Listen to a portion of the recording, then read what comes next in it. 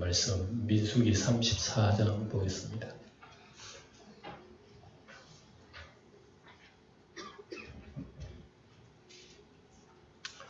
민수기 34장 1절 봅니다. 1절 여호와께서 모세에게 말씀하여 이르시되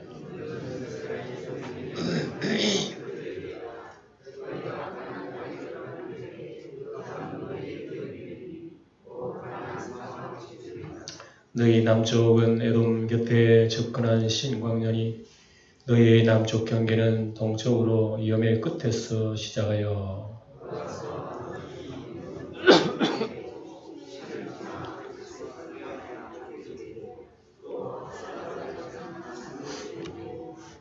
오절 같이 읽겠습니다. 아스몬에서 돌아서 애굽 시내를 지나 바다까지 이르느니라. 아멘. 이제 민수기도 마지막 끝을 이제 봅니다. 다시 말해서 가나안 땅 이제 경계를 다 계획을 그러니까 도시 계획을 다 해놔요. 건너가기 전에 미리 어느 집안은 어디 하고 하는 미리 계획을 해놓습니다. 그래서 가나안 땅의 모든 경계를 우선 것을 보게 됩니다.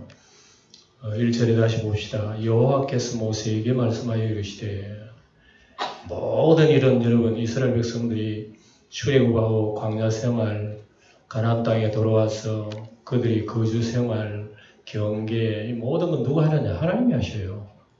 그러니까 우리가 성경을 보면 하나부터 열까지 하나님이 일일이 다 지시를 하시죠. 그러니까 우리의 신앙생활은 처음도 은혜로우신 하나님으로부터 시작합니다. 그러니까 모든 것 알파와 오메가 되신 하나님으로부터 우리는 존재하게 된다 말입니다. 내 뜻대로 하는 게 아니라 이거죠.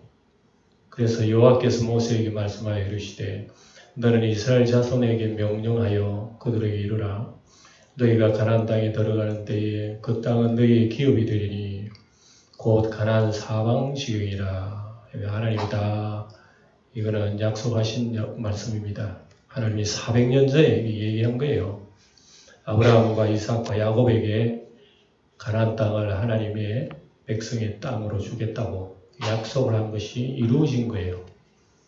창세기 15장 보면 나옵니다. 아브라함이 여호와를 믿으니 여호와께서 그의 의로 여기시고 또 그에게 이르되 나는 이 땅을 내게 주어 소유를 삼게 하려고 너를 갈대아인의 우리에서 이끌어낸 여호와니라. 그러니까 이 세상 전체가 마찬가지예요. 하나님께서 우리가 살고 있는 세상 전체도 결국은 가나안 땅이 이스라엘 백성의 땅이 되듯이 온 세상 나라가 결국은 성도들과 예수님이 왕으로 모셔서 다스리는 그 나라가 될 거라고 해요. 그걸 예표로 해주는 나라의 그림자입니다. 이게요. 요한계시록 11장에 보면 나오죠. 일곱째 천사가 나팔을 불매 하늘에 큰 음성이 나서 이르되 세상 나라가 우리 주와 그의 그리스도의 나라가 되어 그가 세세토록 왕노를 하시리로다. 보세요. 이게 가나안 땅의 점령이 결국은 세상을 점령하는 하나님의 나라를 상징해 주는 거란 말입니다. 그걸 보여주는 거예요. 자, 3절 보면 너희 남쪽은 에돔 곁에 접근한 신광야니 이제 하나님께서는 가나안 땅의 경계, 너희 땅이 될 경계까지 다 얘기해 주십니다. 남쪽은 에돔에서부터 신광야까지 너희의 남쪽 경계는 동쪽으로 염의 끝에서 시작하여 그 다음에 돌아서 아그라빔 언덕 남쪽에 이르고 신을 지나 가데스바네아 남쪽에 이르고 또 하살 아달을 지나 아스몬에 이르고 이거 뭐 지역이 이러니까 우리가 잘 모릅니다만은 어떤 이 지역이 뺑 둘러 있었던 거예요. 그래서 아스몬에서 돌아서 애굽 시내까지를 지나 바다까지도 이 화살표를 보면 이 방향으로 에돔에서 남쪽으로 쭉 내려가가지고 위에 올라가죠. 여기까지는 다 너희들 땅이 될 거다. 예. 이 가나안 땅이 다 너희들 땅이 될 거라고.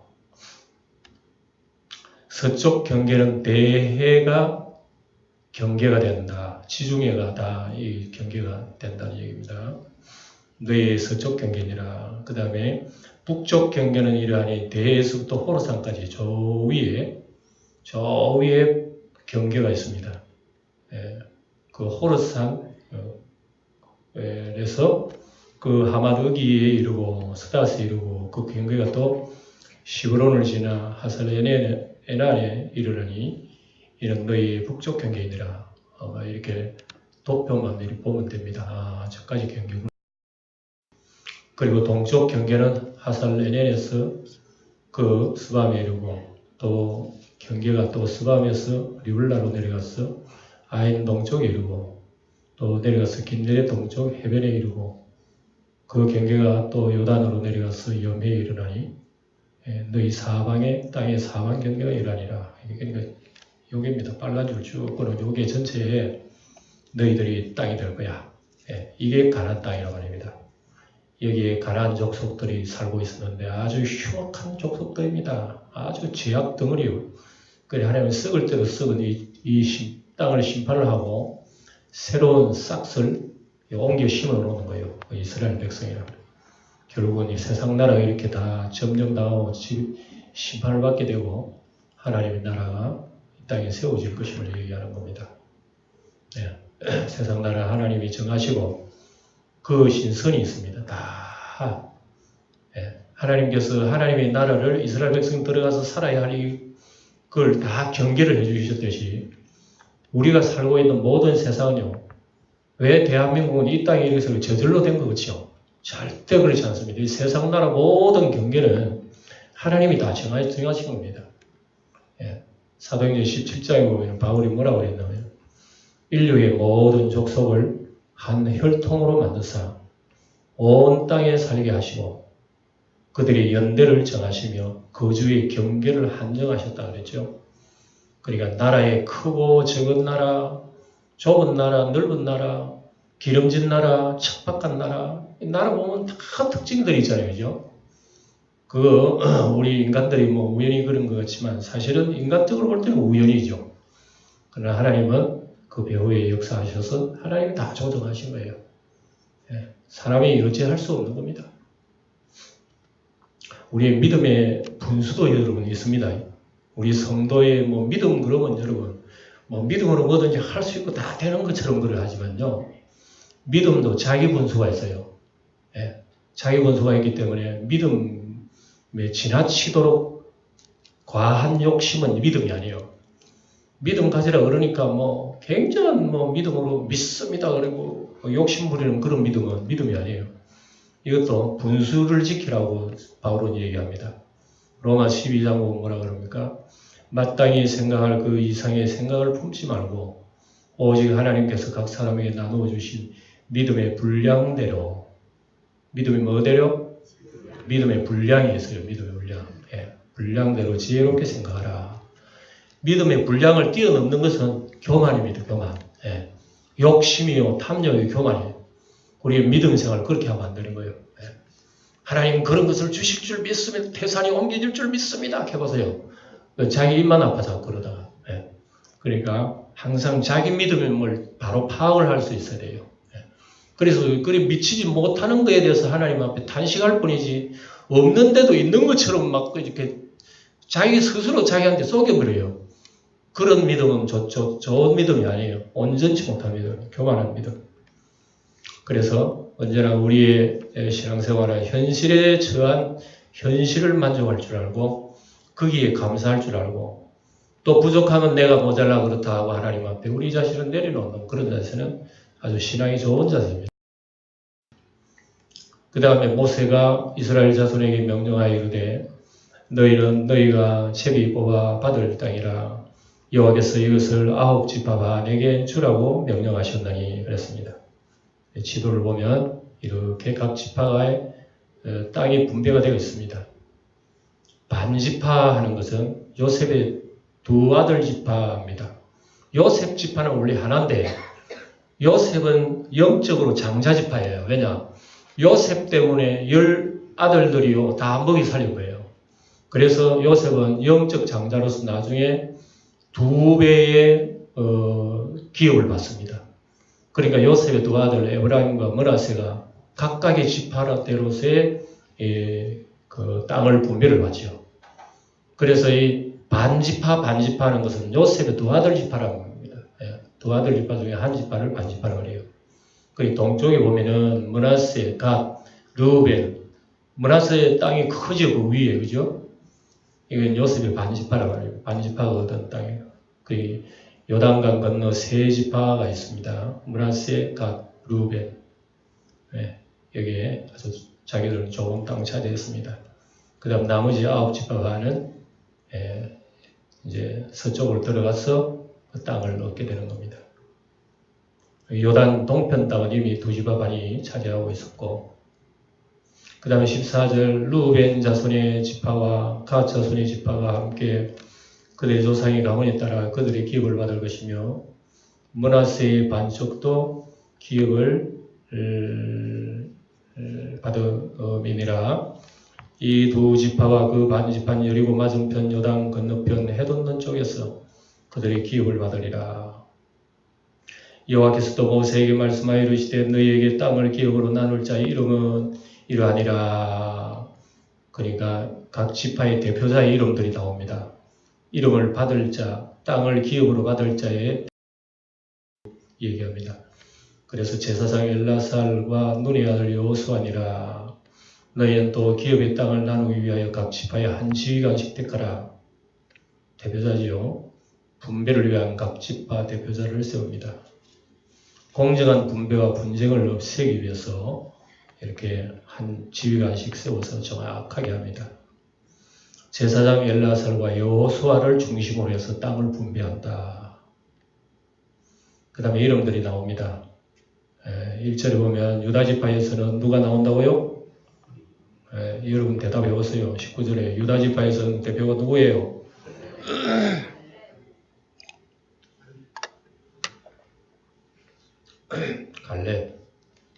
갈렙처럼 생겼죠. 시몬 지파는 누구라고요? 스무엘. 베냐민 지파는 누구? 단 지파는 누구요? 토끼. 다 이렇게 생겼습니다, 사람이요.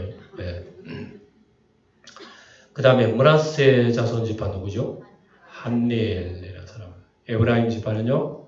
그무엘. 뭐 이런 사람들이 대표다. 그렇게. 그 다음에 스불론 지파에서는 엘리사밧. 이사가랴는 발디엘. 아셀은 아유. 납달리는 부다엘. 이런 대표자들이 지휘관으로서 이제 책임을 다 완수받습니다.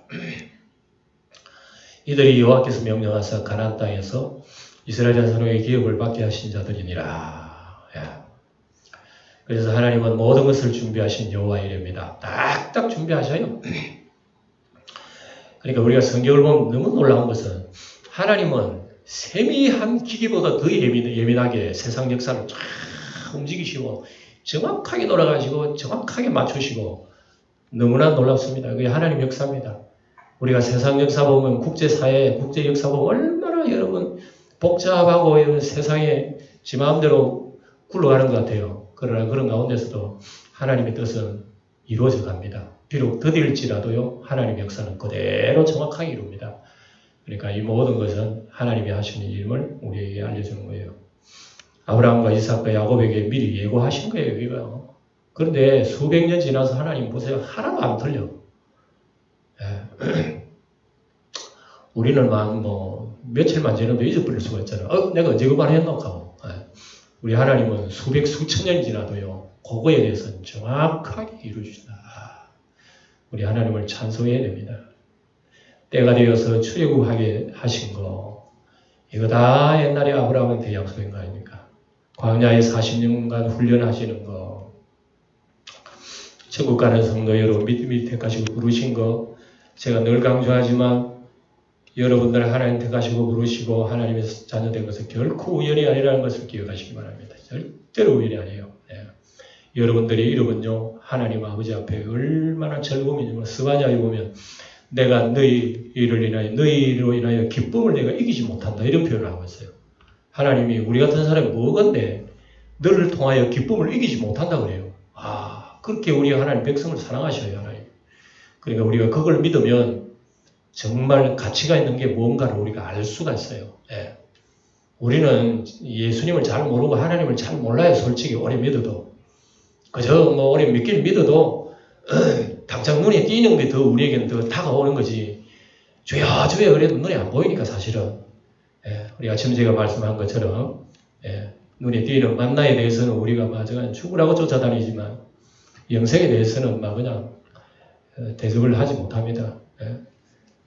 그래서 그러나 우리 하나님이 우리를 이처럼 귀하게 여기신다고 생각하면 눈을 뜨게 되는 순간부터 여러분 우리 인생관이 달라져요.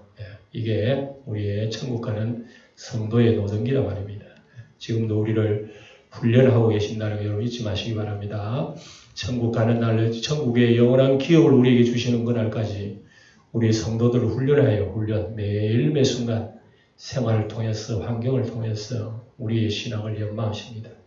때가 되면 그 나라를 주실 것이고 그러므로 모든 것을 믿고 순종하고 따라야 하는 것을 열심히 우리는 배워나가야 됩니다. 35장 넘어갑니다. 자, 1절을 제가 읽어보니까 2절은 여러분 읽어보세요. 여호와께서 여리고 맞은편 요단강가 모압 평지에서 모세에게 말씀하여 이르시되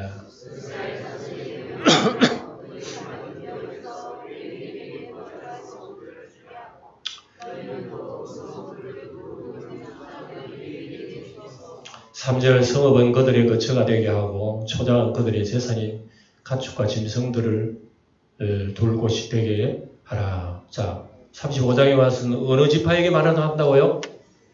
레위 지파. 레위 지파는 하나님이 땅을 안 줍니다. 그 넓은 땅에 레위 지파 땅은 없어요. 그런데 레위 지파는 어떻게 사느냐? 각 지파가 어떤 사는 곳곳마다 더부살이 하게 됩니다. 더부살이. 예. 각 지파에서 레위인들을 살 수 있는 성읍을 몇 개 내어주는 거죠. 그러니까 자기 지파 안에 더부살이 할 수 있도록 그렇게 여건을 만들어줍니다. 그게 이제 총 48성읍이 나오는데, 이제 지도를 보면서 여러분들 보면 됩니다. 레위 지파는 땅을 분배받지 못하고, 다른 지파가 그들의 땅을 나눠주게 되는 거죠.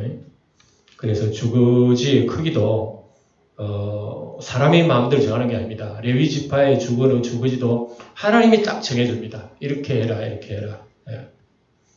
그래서 너희가 레위인에게 줄 성읍들의 들은 성벽에서부터 밖으로 사방 1000규빗 주어라.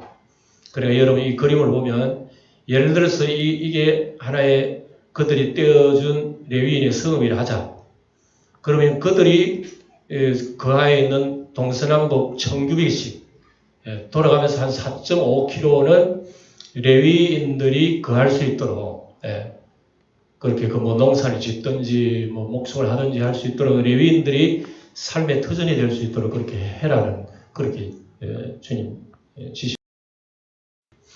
성을 중앙에 두고 성밖 동쪽으로 2000규빗, 그다음 남쪽으로 2000규빗.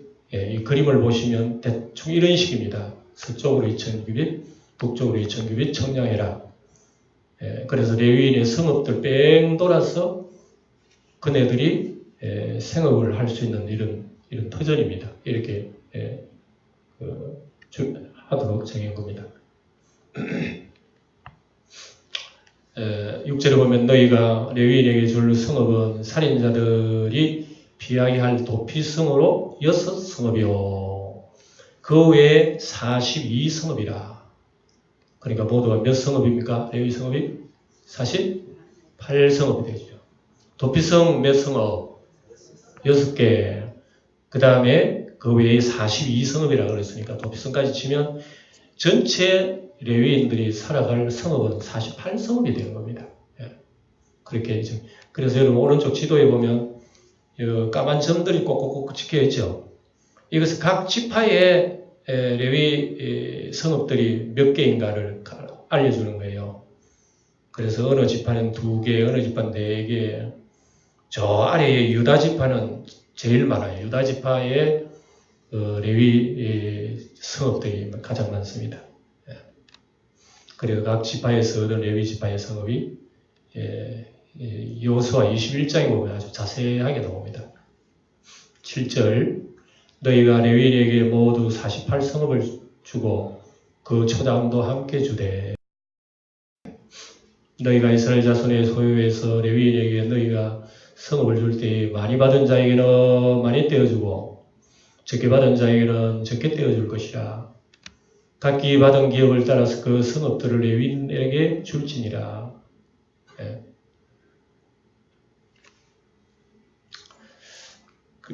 여호수아 21장에 보면은 이제 여기에 여기는 안 나왔습니다만 여기 지금 지도를 이렇게 보시면 아주 단순하게 이렇게 지도를 이렇게 그려놨죠. 그리고 색깔별로 각 레위 아론 제사장 지파들에게 주는 성읍들이 따로 있습니다. 예.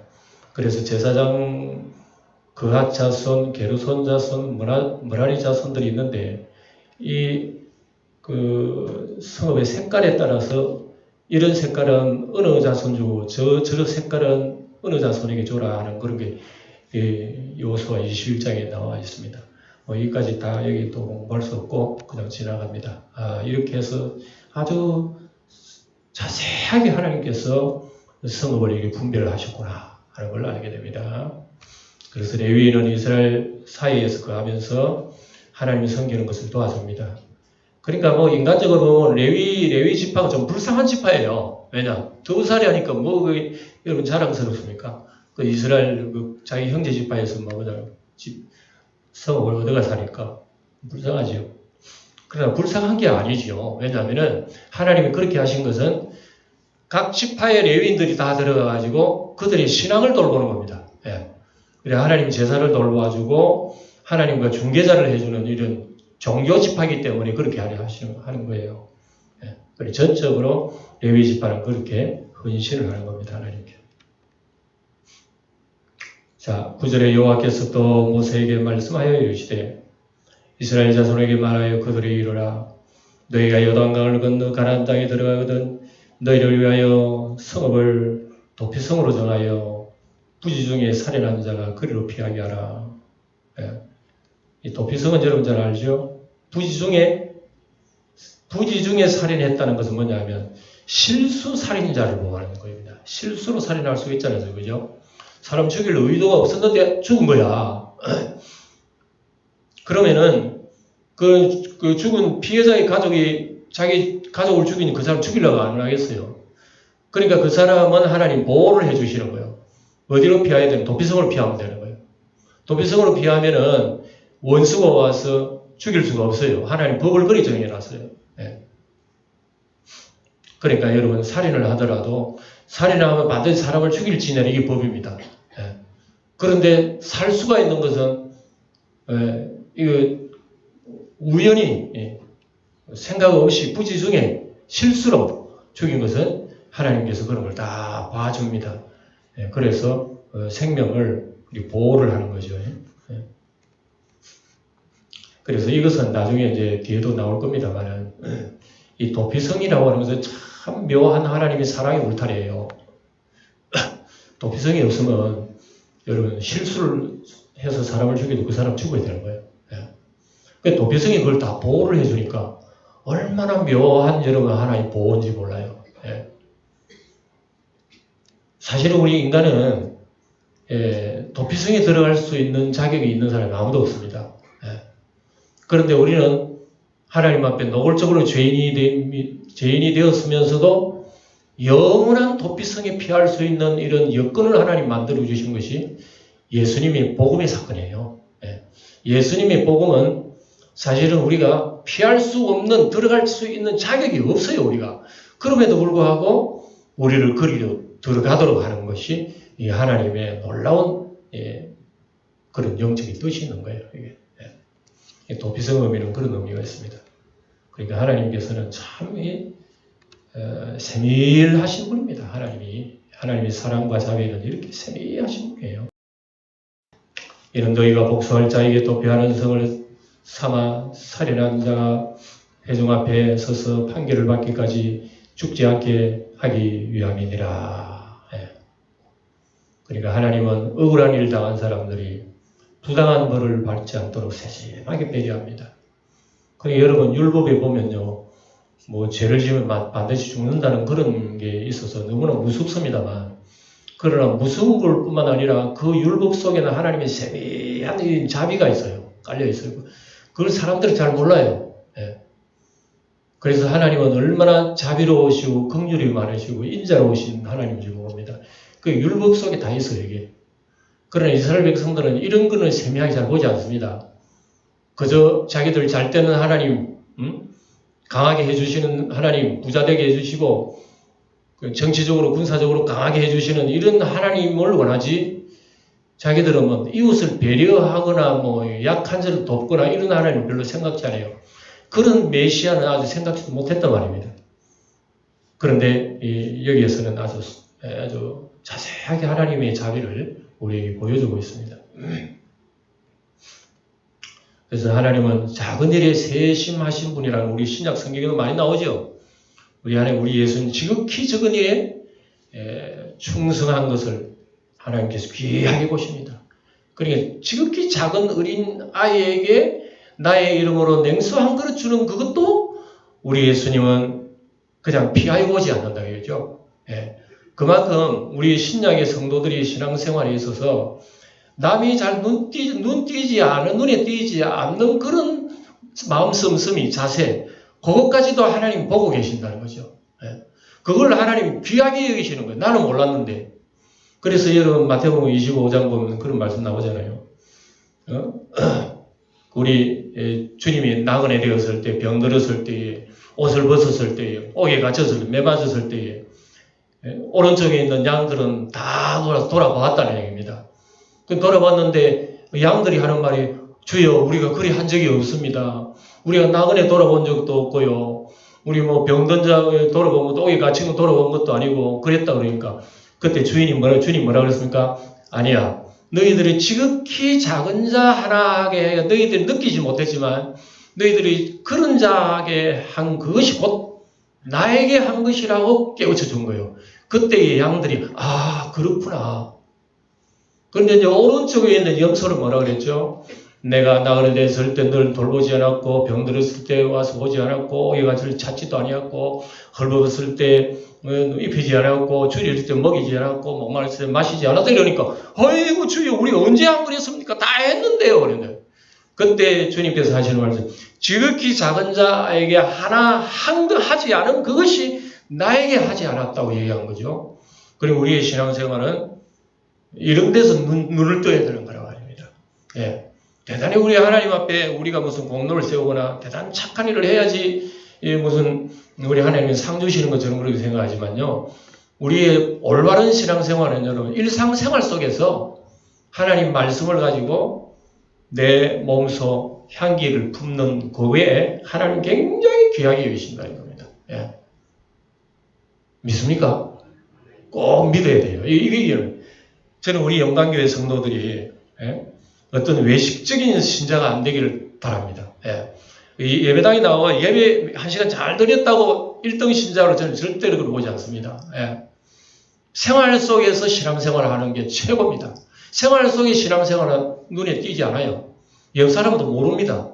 어떻게 신앙생활을, 가정생활은 어떻게 신앙생활을, 직장생활, 친구관계, 인간관계, 이웃 간의 관계, 교회에서는 이런 그런 생활, 개인적인 사적인 누가 아무도 모르잖아요. 딱 아시는 분이 있다면 하나님만 아시는 거예요.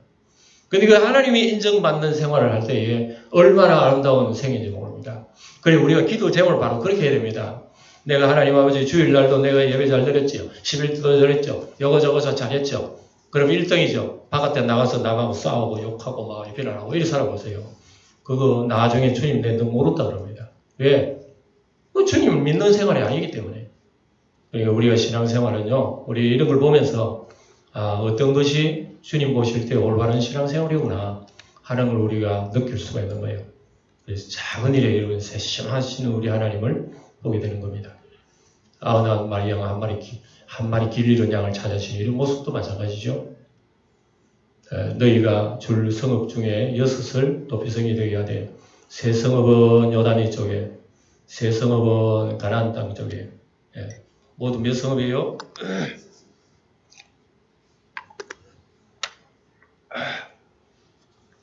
내가 왜 입이 자꾸 마르는 모양이네. 감기를 걸려서 내가 몰랐다. 내가 그걸 진짜 잘했는데 오늘부터 이제 깨달아야 되겠다.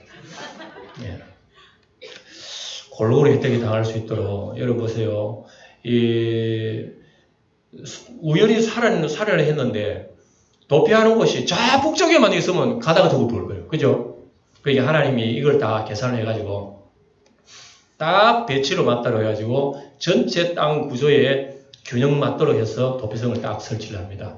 그래서 혹시 그런 실수 살인자들이 있으면 재빨리 피해라. 그게 피하여 있는 동안에는 그리고 죽지를 않는다. 그리고 이제 제사장이 살아있을 동안에는 또 그 보호를 받는다. 그런 게 나와요. 하나님의 세밀하신 그 사랑의 배려, 자비의 배려를 우리는 보게 됩니다. 어느 지역, 어느 누구도 구원받을 수 있게 하는 이런 거죠. 참 놀라운 겁니다. 이 6성읍은 이스라엘과 타국인과 이스라엘의 거류하는 자의 도피성이 되리니 타국인도 가능한 거예요. 그렇죠? 이스라엘 사람뿐만 아니라 외국인도 부지중에 살인을 한 사람은요, 여기에다가 피할 수 있는 거예요. 그러니까 이건 여러분 이스라엘 백성들은 굉장히 좋아하지 않는 거지 타국인 하는 이런 단어는 좋아 안 해요. 왜 우리가 들어가야 하는 타국인이 왜 오느냐 말이죠. 근데 하나님은 꼭 거기다가 끼워 넣어줍니다. 타국인도 이거는 이방 나라 구원입니다. 이방 나라 구원. 결국 우리가 예수 믿고 구원받은 것은요. 지금 앉아있는 우리도 사실은 그 옛날에 이스라엘 백성들 볼 때는요. 다 자기들 생각에 발치 떼들이야 떼들. 그렇게밖에 안 보이는 거야 우리를. 근데 하나님은요. 우리를 들어서 모퉁이 머릿돌처럼 귀한 돌로 세우시는 거예요. 그래 부지중에 살인한 모든 자가 그리로 도피할 수 있으리라. 너무나 놀라운 거예요. 디모데전서 2장 보면 하나님 모든 사람이 구원을 받으며 진리를 아는 데 이르기를 원하시느니라. 한번 읽어봅시다. 시작.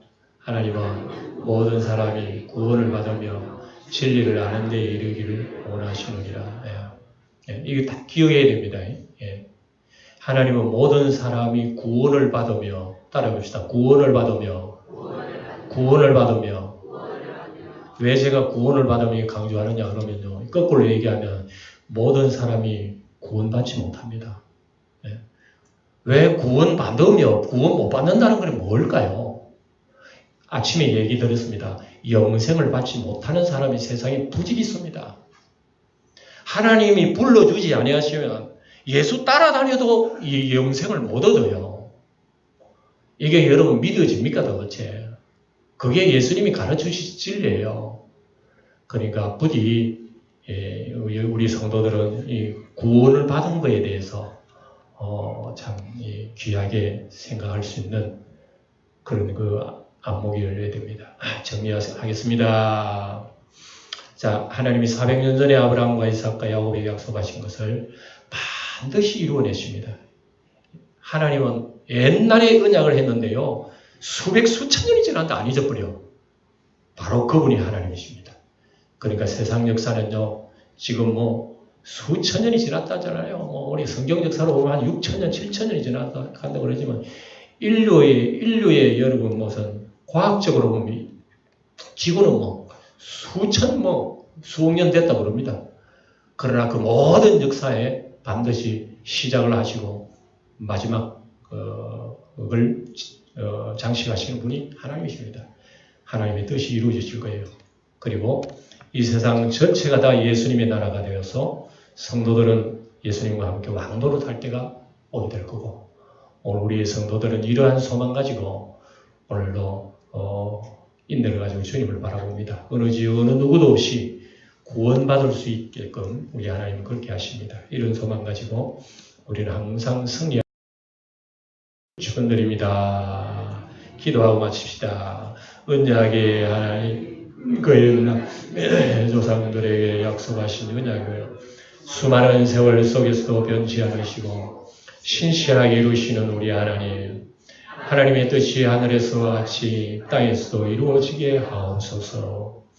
우리 예수님이 만왕의 왕이요 만주의 주가 되시어 주의 성도들도 함께 다스릴 그 나라가 속히 오게 하옵소서. 하나님의 신실하신 말씀을 붙들고 소망과 믿음으로 굳게 서서 인내하게 하옵소서. 구원을 받으며 진리를 아는 데 이르기를 기뻐하시는 우리 주 예수님의 이름으로 기도하옵나이다. 아멘.